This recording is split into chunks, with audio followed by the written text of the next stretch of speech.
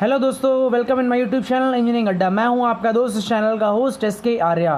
तो दोस्तों, HTML की सीरीज़ में हम बात करने वाले हैं इनपुट टैग्स और उसके एट्रीब्यूट्स की। तो बेसिकली सीखेंगे इस वीडियो में इनपुट के टाइप। तो चलिए स्टार्ट करते हैं आज का वीडियो।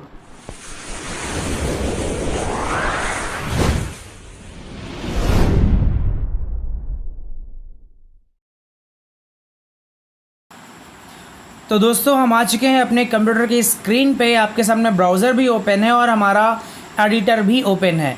तो चलिए यहाँ पे हम इनपुट टैग की शुरुआत करते हैं। तो इनपुट टैग आपको बता दूं कि ये बेसिकली फॉर्म टैग के अंदर अप्लाई किया जाता है। इसका बेनिफिट क्या है कि ये अच्छे से वर्क करता है। तो जब भी आप इनपुट टैग का ये इस्तेमाल क्यों किया जाता है, जब भी किसी भी वेबसाइट के लिए कोई भी फॉर्म बनाया जाता है तो हम उसका इस्तेमाल करते हैं। तो यहाँ पे हमने फॉर्म टैग के अंदर हमने एक इनपुट लिया। इनपुट के अंदर पहला एट्रीब्यूट है हमारा टाइप। टाइप के अंदर भी बहुत सारे एट्रीब्यूट है, आपको स्क्रीन पे शो हो रहे हैं।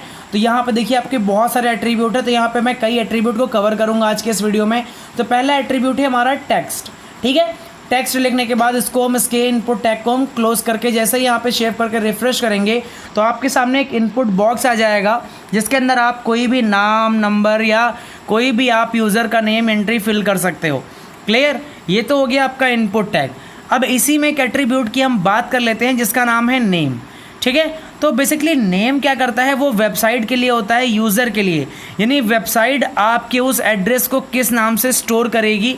चलिए इसको हम नाम दे देते हैं यूज़र नेम।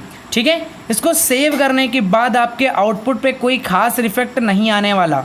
ठीक है, कोई इफेक्ट नहीं आता। ये सिर्फ किसके लिए होता है, जो वेब यूज़र होते हैं। यानी जब ऑनलाइन आप काम करते हैं तो वहाँ पे वेबसाइट को समझाने के लिए हम यूज़ करते हैं। अगला हमारा एट्रीब्यूट है प्लेस होल्डर। तो प्लेस होल्डर लगाने के बाद इसके अंदर आप जो भी टाइप करेंगे वो आपके इनबॉक्स में हिडन में शो होगा। एक चीज़ और, आपने यहाँ पे कुछ भी लिख दिया है, जैसे ही आप अपने कंटेंट पे जाके कुछ टाइप करेंगे तो आपका वहाँ पे जो प्लेस होल्डर में जो वैल्यू होगी वो इरेज हो जाएगी। चलिए सेव करके आपको दिखा देते हैं। यहाँ पे देखिए लिखा है इंटर योर फुल नेम। ये जो फुल नेम लिखा हुआ है ये आपका क्या है, प्लेस होल्डर है। क्लियर? जैसे ही आप इस पर कुछ लिखना स्टार्ट करेंगे देखिए पीछे जो लिखा है वो वैल्यू मिट चुकी है। क्लियर? चलिए, ये आपका इनपुट टैग के अंदर आपका पहला टाइप की हमने बात की यहाँ पे टेक्स्ट। तो खैर टेक्स्ट आपको समझ में आ चुका है। चलिए, प्लेस होल्डर की भी हमें ज़रूरत नहीं है, हमने यहाँ पे प्लेस होल्डर को मिटा देते हैं। ठीक है, अब यहाँ पे हम अगले टाइप की बात कर लेते हैं कि अगला हमारा टाइप कौन सा होने वाला है। ठीक है, तो चलिए यहाँ पे टेक्स्ट की जगह हमने लिख दिया ईमेल, और यहाँ नेम की जगह पे नेम आप कुछ भी कंटेंट शो कर सकते हो। ठीक है, और नेम में हम लिख देते हैं यूज़र मेल। ठीक है, यानी फॉर ये वेब क्या बोल सकते हो कि जो वेब होता है, वेबसाइट को या आपके वेब ब्राउज़र को कैसे पता चलेगा कि वो डेटा क्या है एग्जैक्ट में, ताकि उसको फाइंड करने में, सर्च करने में आसानी हो। हमने यहाँ पे ईमेल लिख के इसको सेव करके रिफ्रेश किया, देखिए ईमेल आ गया, सेम बॉक्स है।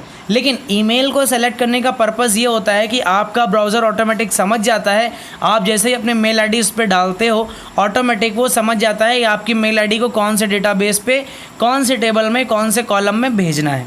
ठीक है, चलिए यहाँ पे इनपुट टैग को हम वापस से ले लेते हैं। ठीक है, यहाँ पे अब हम दे देते हैं नेम में यूज़र पासवर्ड। ठीक है, ये होता है यूज़र के पासवर्ड के लिए। चलिए मैं आपको बता देता हूँ।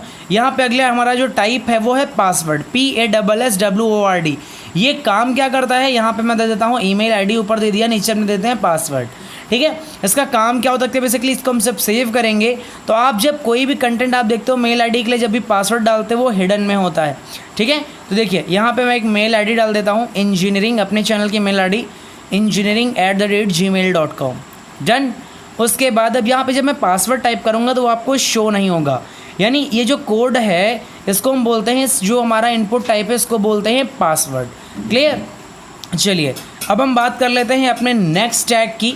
नेक्स्ट टैब यानी आपके टाइप की, इनपुट टाइप में नेक्स्ट टाइप हमारा जो आने वाला है वो हमारा टाइप क्या है। बेसिकली देखिए हमने इतनी 3-4 टैग अभी सीख लिए। ठीक है, अब मैं ईमेल को यहाँ पे इरेज करके मैं लिख देता हूँ मोबाइल नंबर।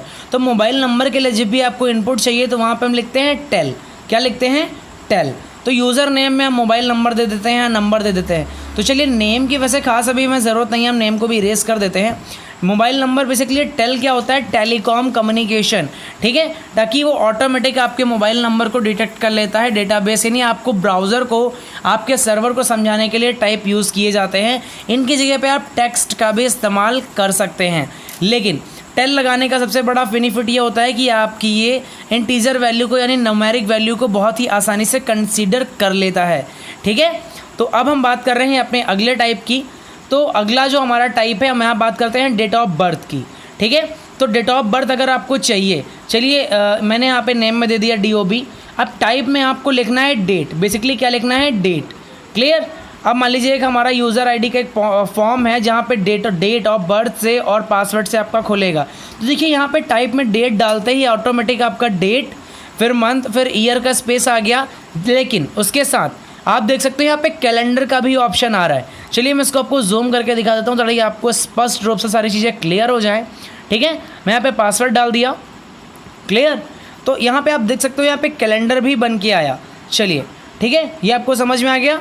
चलिए मैं आपको एक बार जूम करके दिखा देता हूँ। एक चीज़ और, अगर मान लीजिए कभी आपको डेट ऑफ बर्थ यानी डेट के साथ आपको टाइम भी मेंशन करना हो तो उसके लिए एक नया टाइप है। उसका टाइप का नाम है, ठीक है, उसको हम बोलते हैं डेट। क्लियर। डेट, टाइम, फिर डैश, लोकल। तो ये आपका जो टाइप है, इससे क्या होता है, सेव करने के बाद देखिए डेट, टाइम दोनों चीज़ें मेंशन हो गई। तो इसको हम थोड़ा जूम करके आपको बड़ा करके आपको दिखा दें ताकि आपके मन में कोई प्रॉब्लम, कोई शंका ना रह जाए। आप देख सकते हो जैसे हम क्लिक करते हैं यहाँ पे हम पहले डेट दे सकते हैं। ठीक है, उसके बाद आपको यहाँ पे टाइम का ऑप्शन भी मिल जाता है। स्क्रीन को मैं थोड़ा सा छोटा कर लिया हूँ, इसके साइज़ को कम कर लिया हूँ ताकि आपको स्पष्ट रूप से कैलेंडर और टाइम फॉर्मेट दोनों दिखाई दे जाए। ठीक है, आप देख सकते हो मैंने जूम करके आज की डेट यहाँ पर डाल दी है, सेलेक्ट कर लिया है। ठीक है, तो ये था हमारा आपका डेट यानी डेट, टाइम, लोकल एट्रीब्यूट। ठीक है, ये आपका टाइप के अंदर ही अभी हम चल रहे हैं। अभी इसके अलावा बहुत सारे टाइप हैं। क्लियर। तो अब हम अगले टाइप की यहाँ पे हम बात कर लेते हैं। जो हमारा अगला टाइप है वो टाइप बेसिकली है क्या। ठीक है, तो वैसे कि हमें तो ये नेम की ज़रूरत है नहीं, अभी हम नेम को मिटा देते हैं। ठीक है, नेम को अभी मिटा दे रहे हैं ताकि बार बार हमें लिखने में आपको कोड एग्जैक्ट रूप से अच्छे से नहीं दिख पा रहा है, इसलिए हम इसको मिटा देते हैं। तो अगले टाइप है हमारा रेडियो। तो रेडियो टाइप क्या है, रेडियो बेसिकली एक बटन होती है। रेडियो बटन जैसे आपने भी आपको मैं दिखाऊंगा वो होती क्या है, आप देख के खुद समझ जाओगे। ठीक है, रेडियो बटन का बेसिकली हम चलिए फिर से हम आपको दिखा देते हैं पूरा कोड। यहाँ पर हमने लिखा जेंडर, यानी हमें मान लीजिए जेंडर सेलेक्ट करना है, उसके लिए हम रेडियो बटन का इस्तेमाल कर सकते हैं। Input type is equal to हमने यहाँ पे लिख दिया रेडियो। रेडियो लिखने के बाद इसको हम कर देंगे क्लोज। क्लोज करने के बाद एक चीज़ आपको बता देते हैं। ठीक है, इसी सेम सिंटेक्स को हम यहाँ पे नेम के अंदर हमको वो वैल्यू देनी है जो आपको फिक्स रखनी है। हमने यहाँ पे दे दिया जेंडर। उसके बाद क्या किया, वापस इसी सिंटेक्स को पूरा हम कॉपी करके हम 2-3 बार पेस्ट कर लेते हैं। ठीक है, ताकि टाइप ना करना पड़े। ठीक है, तो पहला इनपुट हम बना रहे हैं मेल के लिए, तो जेंडर के अंदर हम दे सकते हैं मेल। ठीक, एक चीज़ और, अगर आपने नेम टाइप नहीं लगाया है, नेम इज इक्वल टू आपने कुछ डिक्लेयर नहीं किया है सब में, तो क्या होगा कि आप जिसको भी सेलेक्ट करोगे सारी रेडियो बटन सारी सेलेक्ट हो जाएंगी, तो वहाँ पे प्रॉब्लम ये आएगी। चलिए इसको प्रैक्टिकल करके देख लेते हैं। ठीक है, मैं इसको 2-3 बार कॉपी कर ले रहा हूँ और इसका चलिए नाम चेंज कर देते हैं। इसको हमने लिख दिया फीमेल और लास्ट वाले को कर देते हैं अदर। ठीक है, आप देखते हैं। अब यहाँ पर आप देखिए हमने सेव कर लिया। सेव करने के बाद इसको हम रिफ़्रेश करते हैं। ठीक है, देखिए आपके सामने आ गया ऑप्शन मेल फीमेल, जिसको क्लिक करेंगे केवल वो सिलेक्ट होगा, बाकी ऑटोमेटिक अनसेलेक्ट हो जाएंगे। लेकिन अगर आप ये नेम वाला कंडीशन जो आपके सामने यहाँ पे गिवन है, जो आप लगाते आए हैं सर्वर को समझाने के लिए, अगर ये कंडीशन आप यहाँ से हटा देते हैं, चलिए हटा के देख लेते हैं। ठीक है, हम ये कंडीशन यहाँ से हमने इस कंडीशन सारी कंडीशन को हमने यहाँ पे फटाफट सारी हटा दी हैं। ये भी कंडीशन हटा के हम सेव करके एक बार रिफ़्रेश करके देखते हैं। आप देखते हैं हमने सेलेक्ट किया, देखिए तीनों सेलेक्ट हो गए। आप समझ रहे हैं नेम का काम एक्चुअल में होता क्या है, आपको समझ में आ गया होगा वैसे ही एट्रीब्यूट। ठीक है, तो चलिए अब हम एक बार फिर से इसको सेव करके आपको दिखा देते हैं। जैसे ही हमने वापस से नेम लगाया तो देखिए अब केवल एक ही को सेलेक्ट कर रहा है। क्लियर, ये तो खैर समझ में आ गया। अब हम अगले एट्रीब्यूट की बात कर लेते हैं, जो हमारा अगला टाइप है। अभी टाइप फॉर्मेट के अंदर जो हमारा अगला एट्रीब्यूट है उसकी हम बात कर लेते हैं। उसको हम कहते हैं चेक बॉक्स। ठीक है, चेक बॉक्स बेसिकली लैंग्वेज वगैरह को डिफाइन करने के लिए होता है। चलिए यहाँ पे हमने दे दिया language. Input type is equal to हम यहाँ पे देते हैं check box, CHECKBOX। Clear, CHECKBOX, check box. Done, इसको हम कर देते हैं। यहाँ पे नेम देने की वैसे खास ज़रूरत है नहीं, इसको मैं क्लोज़ कर देता हूँ। यानी लैंग्वेज मैंने एक फॉर्म बनाया कि आपको कौन कौन सी लैंग्वेज आती है, हिंदी, इंग्लिश, तमिल, मराठी, उर्दू, तेलुगु, जो भी। ठीक है, वो ऑप्शन आप यहाँ पे मेंशन कर दीजिए। इसको हम कॉपी करके फटाफट यहाँ पे पेस्ट कर लेते हैं। ठीक है, इसको पेस्ट करने के बाद यहाँ पे लास्ट लैंग्वेज को हमने चेंज कर दिया हिंदी और इंग्लिश।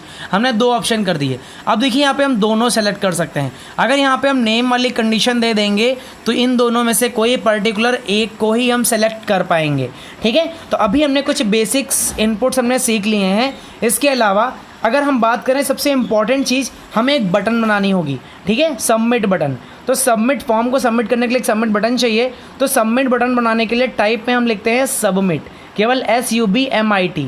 क्लियर। सबमिट लिखने के बाद ठीक, अब देखिए सबमिट बटन तो लिख दिया। सबमिट बटन लिखने के बाद अब बटन के अंदर क्या चीज़ लिखना है आपको, तो वैल्यू करके जो भी आप लिखेंगे वो आपके बटन के अंदर शो होगा। चलिए मैं वैल्यू इज इक्वल टू हमने यहाँ पे नोटेड कॉमा के अंदर लिख दिया। फाइनल सबमिट सेव करके हमने रिफ्रेश किया, ठीक है।